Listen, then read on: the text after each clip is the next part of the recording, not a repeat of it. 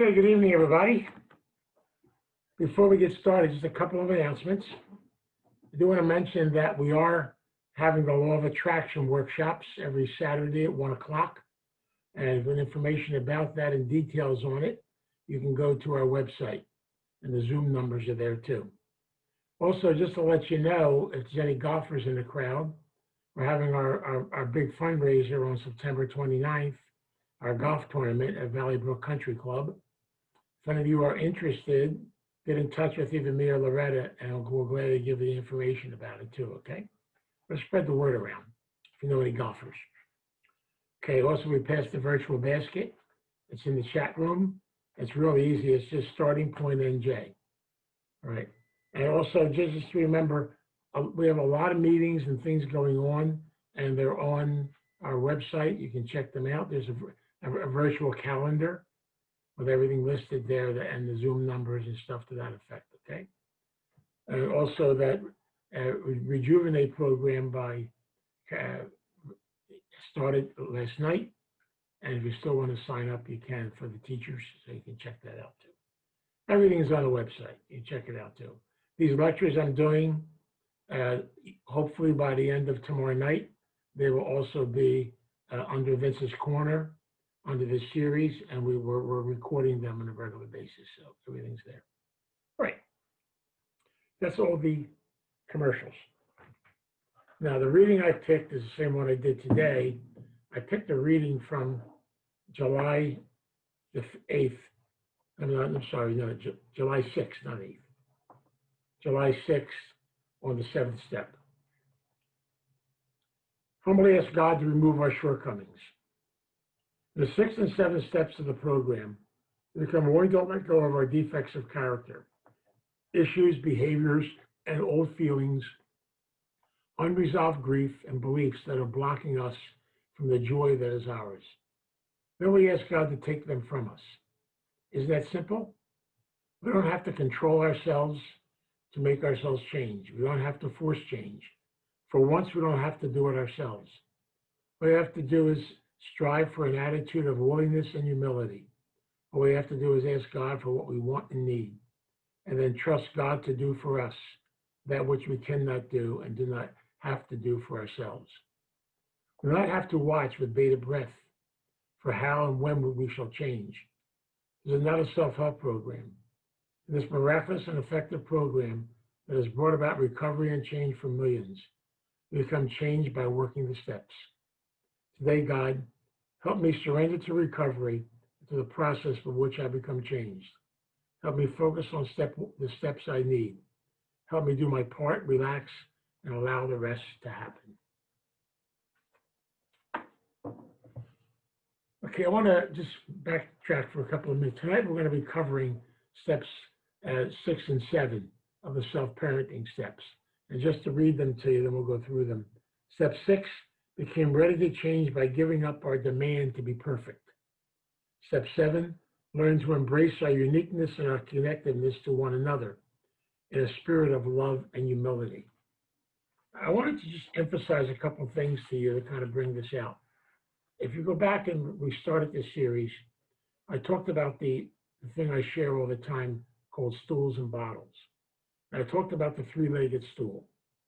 And again, in recovery, the three-legged stool is based on the first 3 steps of the program. But I kind of use the analogy of the stool to kind of look at the concept of what we're doing. In the first step, we talked about grieving, guidance, and love. In the second step, faith, hope, and love. In the fourth and fifth step, we talked about honesty, sharing, and healing. So we talked a lot about this concept of healing, forgiving.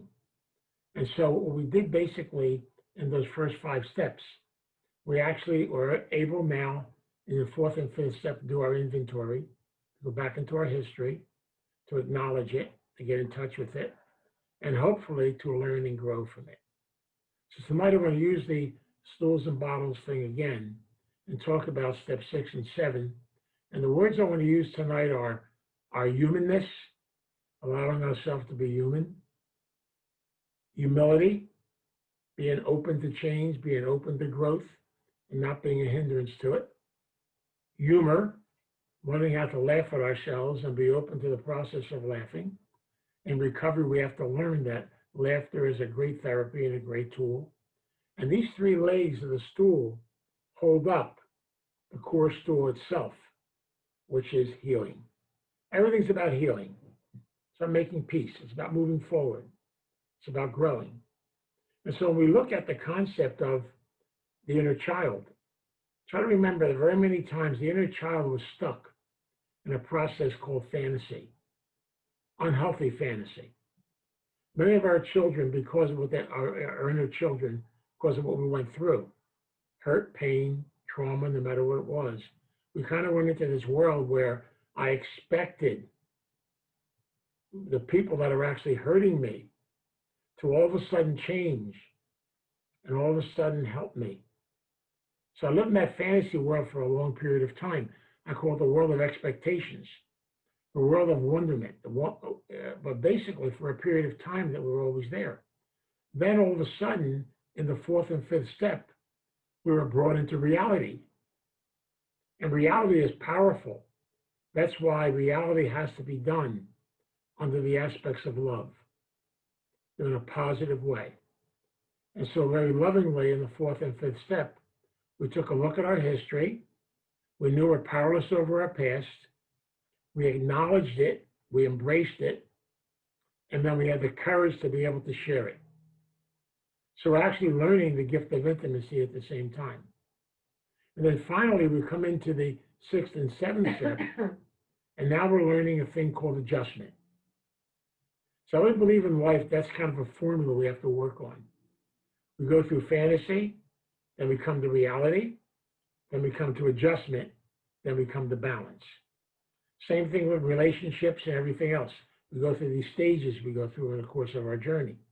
And so one of the things in self-parenting, as the adult parent, we're now going to help the child to begin to adjust to a new way of life, to adjust to the fact they don't have to be perfect anymore, but to get it right all the time, and to be able to learn that process of letting go.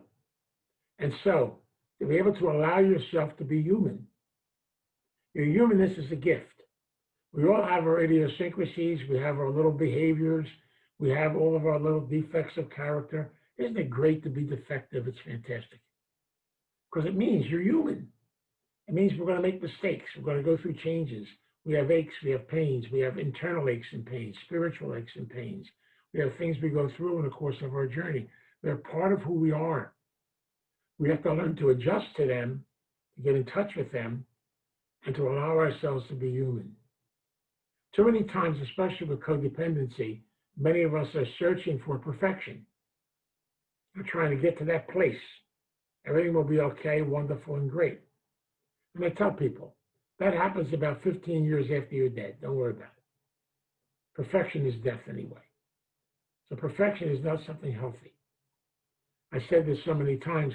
If you ever find somebody in this program that works an entirely perfect, altogether program, I want you to call me.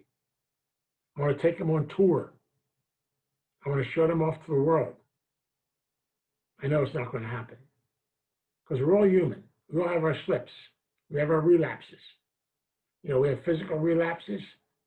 We have mental relapses. We have spiritual relapses. It's part of the journey of life. It's the ups and downs and the flow of life. We have to learn to allow our inner child to understand and help that child to adjust as they went through reality, what was painful, to adjust to life, to adjust to the concept of life, and to come to an acceptance of their defects of character. With a sense of humility and a sense of gratitude and openness, humility is the gift of gratitude and openness. We have to allow that little child to realize the fact that it's in the process of changing, of growing. And changing growth is part of life. What I love so much about the reading tonight on the seventh step, humbly ask God to remove our shortcomings. And the concept is that basically, this is the one part of life we have no control over. Change will occur. Things will take place. Things will flow through the flow of life. We have to be able to go with it. The biggest obstacle we have is ourselves. We have a tendency very many times to be hard on ourselves and judge ourselves. We're hoping through the fourth and fifth step, and now through the sixth and seventh step, we're learning we don't need to be perfect. Like the sixth step says, can rate a change by giving up our demand to be perfect. Nobody wants to be perfect, please.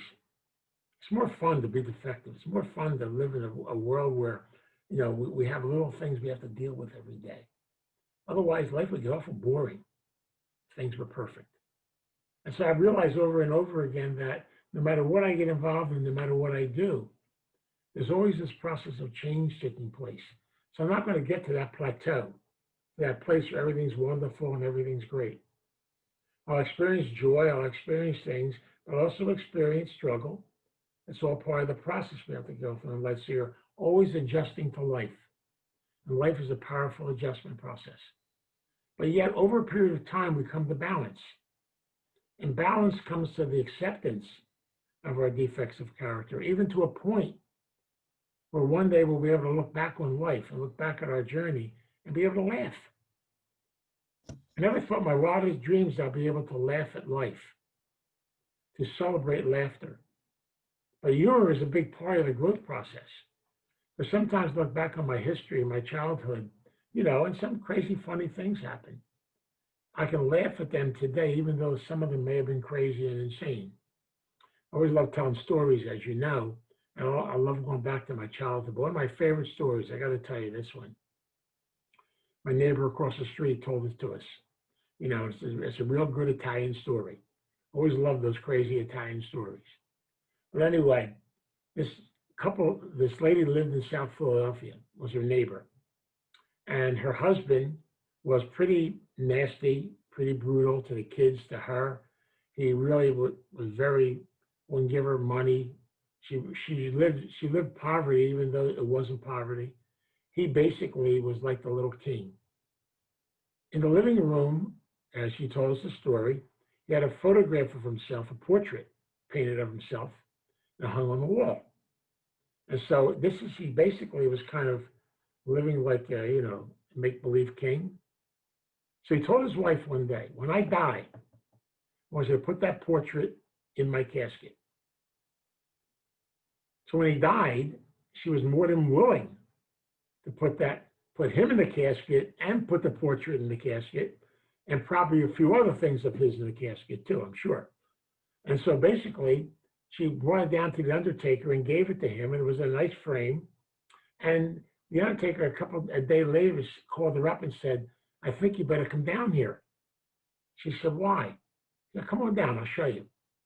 She got down there, and he told her the story. He said, I couldn't put the portrait in the casket because it was too big. The frame was. So I figured I'll take it out of the frame, roll it up, and put it in the casket. When I opened up the frame, I found out he had $50,000 in cash behind his portrait. He was taken to his grave with him. Wow. His two sons went crazy. They went insane. And they basically said, just throw him in a hole somewhere. But the mother said, no, we have a funeral. It's for people, we have a funeral. So they had the wake and everything. And the two sons did something which I found very interesting. They got hairpins. They went up to the body and kept sticking it. They wanted to make sure he was dead. Now, I can laugh at that today and joke about it today, but it really is insane to realize the fact that instead of leaving that with his family, he's going to take it with him. It's the utter selfishness. And yet at the same time, you can tell these stories today and you can laugh about them a little bit because they are crazy. So our defects of character do some pretty crazy things sometimes. And as a result, then, we have to realize the fact, even if you look back into your childhood, those early years of your life, some of the crazy stuff I did, my family did, my neighborhood, and it's amazing. I remember as a young kid, I was like 8 years old. My cousin had a luncheonette over at 3rd and Royden in Camden. And in the luncheonette, it's the only luncheonette I ever saw in my life that had no lunch meat in it. you ever see a luncheonette without lunch meat? The bottom line was a front for gambling. It was a front for horse races. It was a front for a lot of crazy things. And so basically, I would sit out there and he would give me $1, and people came in for something. I found we didn't have any. We didn't have any. And the amazing part about it is you're going to laugh about this one. He would get warned by the local police department if the state police were coming to raid him. And so basically, they had this deal worked out with the local police department. So anyway, they got warned one day, so they put all the stuff away. They fixed everything up like it was real nice. And the state police came in and were looking around, and his 5-year-old son yanked him on the pants and said to the policeman, "Daddy, I know where all that stuff is. I'll show the policeman where it is." Well, my poor cousin got to spend a little time in jail, you know. But out of the mouths of infants and braves comes perfected praise. Beautiful thing was that little child was just being honest. And, you know, I'm sure that my cousin wasn't real happy with him, but at the same time, he couldn't fault him. He exposed one of my cousin's defects of character. And the amazing part about it is that as children growing up, we've experienced so many things in our life that we have to realize the fact that sometimes we've got to look back on things we've gone through, even things that have happened to us. And if we really do healing, really do a good inventory, if we really help to parent that child, help that child to grow, then that child will eventually one day look back on their history and maybe be able to laugh a little bit. Because sometimes you're just laughing because it's unbelievable. It's hard to believe sometimes. So it's a process of learning. It's an adjustment. It's moving to a new level of life. You know, I look back on my own life and I realize too, you know, there's a little bit of shadiness on one side of my family. And I remember as a kid, my cousin would tell me to go over to the grocery store at the 3rd and Clinton, you know, and pick up the groceries. I don't know. Did you ever get $1 for picking up groceries? That was a lot of money back then. I don't care. I enjoyed the $1. Anyway, picked the groceries up. I brought them back and noticed the bottom of the bag was soft. So basically what I didn't realize was the groceries were the number slips. The bag was full of number slips on the bottom and groceries on the top. I was actually, you know, being a fence, not even knowing I was doing it. So I'm an 8-year-old fence. What can I tell you? But see, today I can look back on some of these stories, some of these histories, some of these things, and I can laugh a little bit today. Were they really funny? No, I was being used as a little kid. But what am I going to do? I don't want to spend my life being miserable, and so maybe sometimes I just have to laugh a little bit. Laughter is a great therapeutic tool. Dr. Johnson, who I worked with for years at Charter Fairmont, great psychiatrist, used to say, I love this phrase, if you wake up in the morning and everything's going wrong, at 12 o'clock it gets worse. At 2 o'clock it even gets worse. So at 2 o'clock in the afternoon, go sit in the corner and laugh. It's cheaper than a psychiatric hospital. You don't need insurance for that either. Because sometimes some of the greatest therapies in the world, look back on our little defects of character, things that we do, little crazy behaviors, and look back on our childhood. And they all come from that. It's all part of it. We can laugh about it. We can joke about it a little bit. And sometimes it cuts the ice, makes us loosen up a little bit. Because sometimes we've all been through a lot. And again, I'm not downplaying what we've been through, but I have to be able to get to that point in recovery. That's why these are steps 6 and 7, not 1 and 2. To be able to get to a point where I can look at these things in my life, these defects of character, and I can actually take a look and see where they're coming from, what they're really all about, and maybe be able to accept them and embrace them. Be able to go with the change, be open to it. At the same time, be able to have a sense of laughter, to look at life that way, which is really important. You know, I realized today that I was trained in a very powerful way by my family. I was trained to be productive. My father trained me. My father was Mr. Wonderful and Mr. Fantastic. Did everything for everybody. Everybody loved my dad. But, some crazy things happened there too. My father would do all kinds of stuff for everybody. And my mother would drive him crazy. And I can laugh about this stuff today because he used to call her the crazy lady. I remember one day he came home and my mother had decided to take all of his tools from downstairs to scrub them and clean them because they had oil on them and they were dirty. My mother would scrub everything. So it's amazing. And my father just looked at her and he said, that crazy lady, she did it again. And they finally said to her, he said, look, he did all the cooking in our house. And he told my mom, lady, stay out of my kitchen. It's my kitchen, not yours. Don't go near it. Don't touch anything. You're dangerous, he used to tell her. I used to laugh as a kid. And sometimes you got to look at this stuff and realize the fact that, and they were together the whole time. How many years? And it was a strange situation. They loved each other. But sometimes that's the beautiful part about it. You can love a person and be close to a person. So I learned a lot from my parents. And yet, I also realized the fact I went through a lot of trauma, a lot of smothering. I basically went through a lot of stuff that I had to deal with later on in life. But now I can look back on it and see it with a different set of eyes. And sometimes all you can do is be able to tell these stories, be able to laugh about them, be open to them.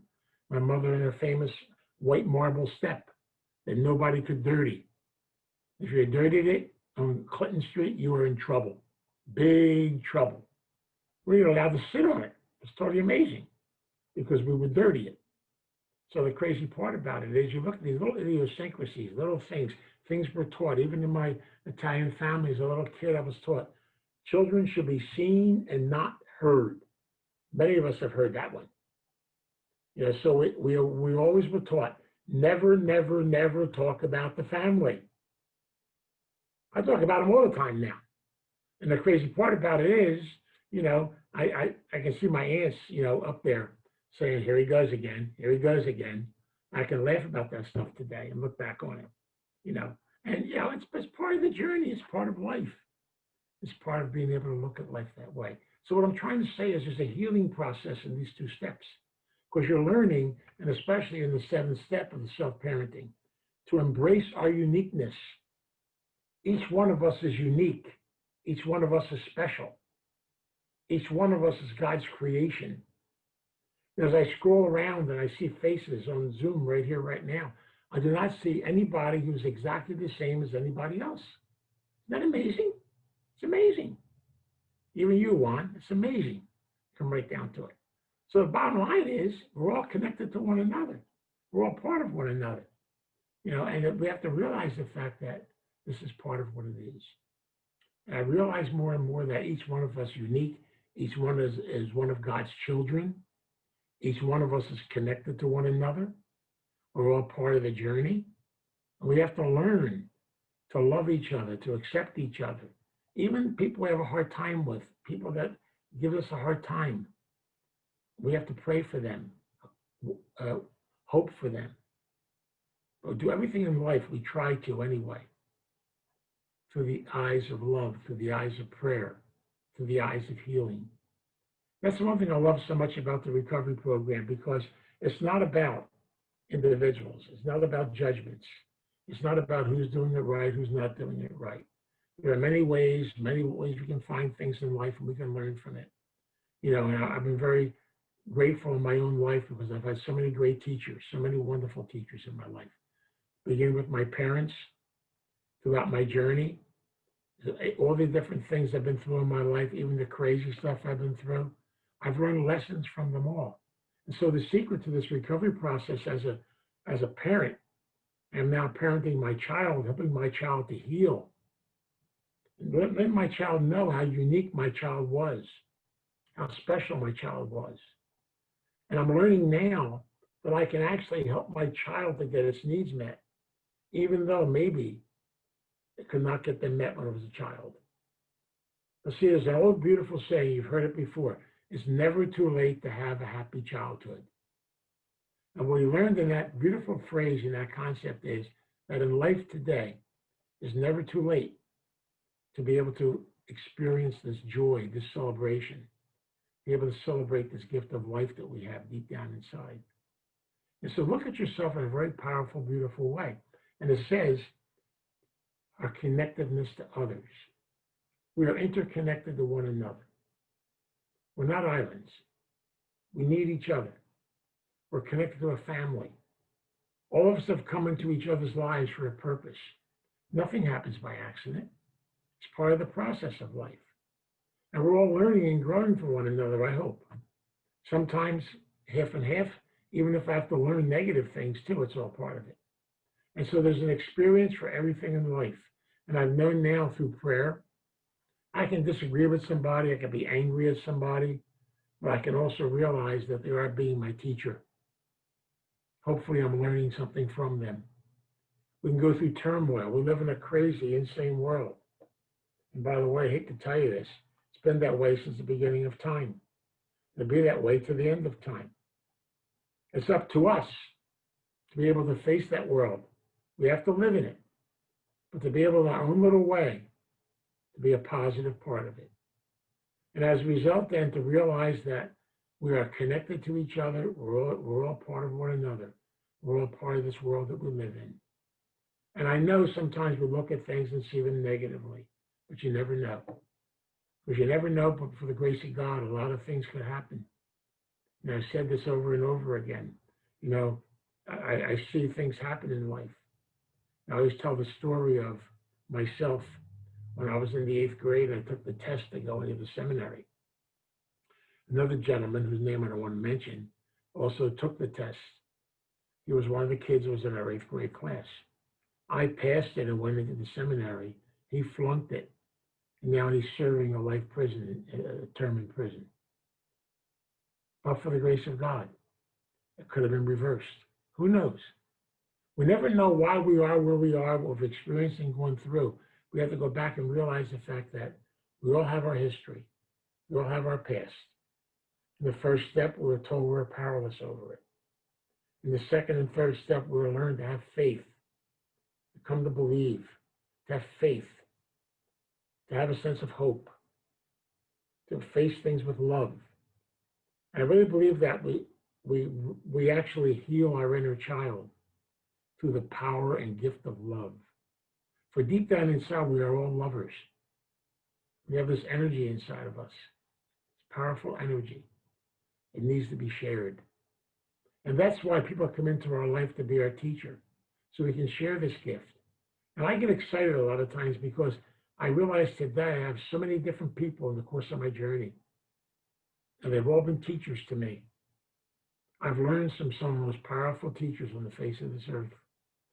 But I also go back and look at my history, and look at my childhood, look at things that happened, and I can look at my mom today with all of her idiosyncrasies, all of her defects of character. She was one of my best teachers. She gave me a lot of gifts I'm grateful for today. But for a long period of time, I couldn't say that. I look back, on my father gave me a lot of great gifts. Some of the gifts got me in trouble sometimes, but that's okay too. Because getting in trouble is a lot of fun sometimes. You have to laugh about that. Sometimes we go through rebellion at different stages of our life. I went through mine in my 30s, in my early 40s. It's crazy. You go through rebellion at a crazy time of your life. I was a late bloomer. What can I tell you? But the bottom line is, we never know where things are going to happen, where they're going to come from. And we all do crazy things in our life. Everything we do in life, though, I'm convinced, goes back to your history, to your foundations, to your basics. Some of us are more outgoing, some of us aren't. We all have different personality traits, different things. And they also come from our parents. I know my mother was very outgoing. You could never shut her up. She was amazing. She had her 2 cents in everything. I became a little bit of my mom. It's all part of it. So sometimes Loretta has a hard time shutting me up. It's just totally amazing. But at the same time, I'm able to do some things I never thought I could do before either. Because my mom taught me how to survive. She taught me a lot of crazy things in life. And I always love telling mom stories, because I can laugh at those stories today. I mean, good God. Jersey Joe Walcott, who was a great fighter in that day and age, used to live in Camden. and he was stopping to have coffee with my mom. Now, this guy's fighting Rocky Marciano, he's fighting all the big names, Joe Louis, and she's sitting there having coffee with him. But all she was concerned about with him was she told him he should not be fighting. Fighting is no good. Professional boxer. She's giving him sermons, and thank God he had a sense of humor. He could laugh and carry on with it. He got a big kick out of her. But it's who she was, and she did some crazy stuff. I mean, think about it for a minute. During the riots in Camden, my mother was a good friend of the gangs on the street. She would yell and scream at them and tell them to stop cursing. Even smack them in the head every once in a while. And they loved her. I guess she was the mom they never had. She had a different form of love, but at the same time, it was love. I realize that today. And sometimes I even got jealous of some of those gangs because they got better treatment than I got when I was a kid. Yet at the same time, I realized, she had this energy of love inside of her. She gave it to me. I hope to God I can give it to others.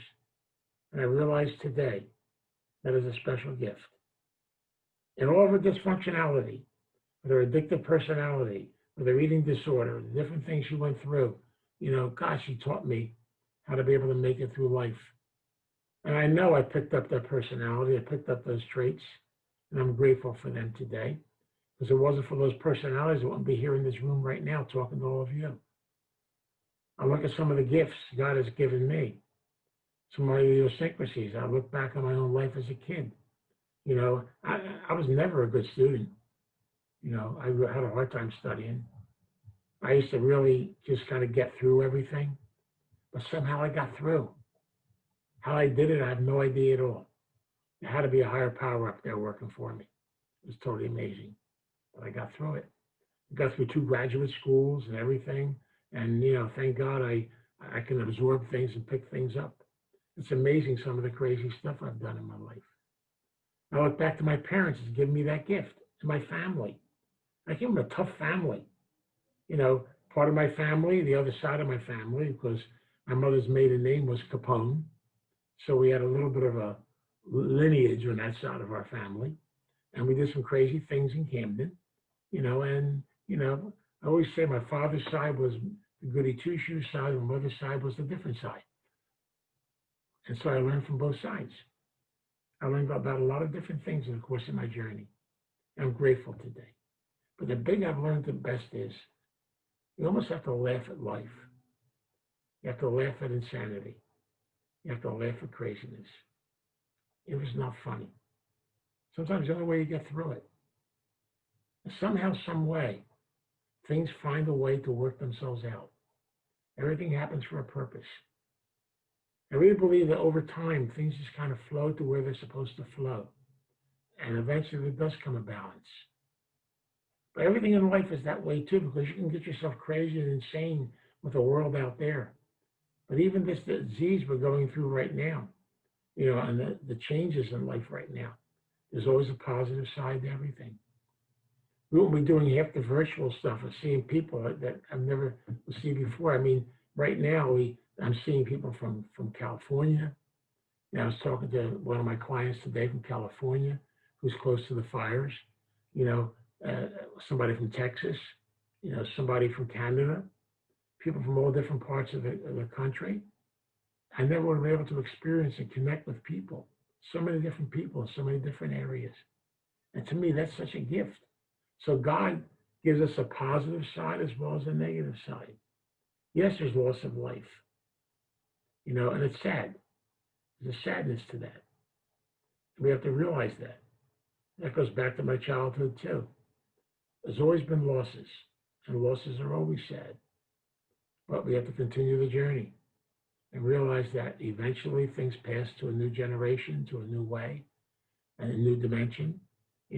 We even looked, I was looking the other day, go back in history. I have a copy of the original big book of AA. It's a copy of it, and I love going back in the history of it. And boy, they did some fighting over that book, putting that thing together when you study the history. The disagreements, go back and forth with each other. They must have changed it about God knows how many times. And they came up with this beautiful gift that we were given. It's amazing how this stuff came about.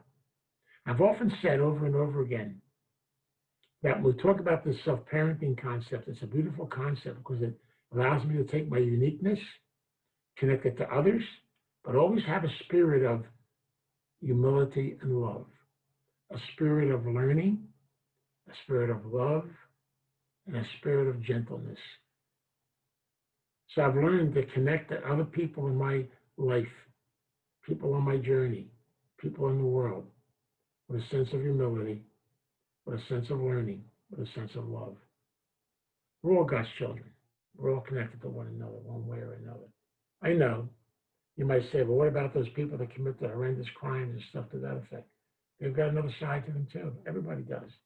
That's why that step is so beautiful. It says, embrace our uniqueness, embrace our journey, embrace our history, embrace our past, embrace who we are, come to an acceptance of who we are, and be able to adjust to the realities of the world around us.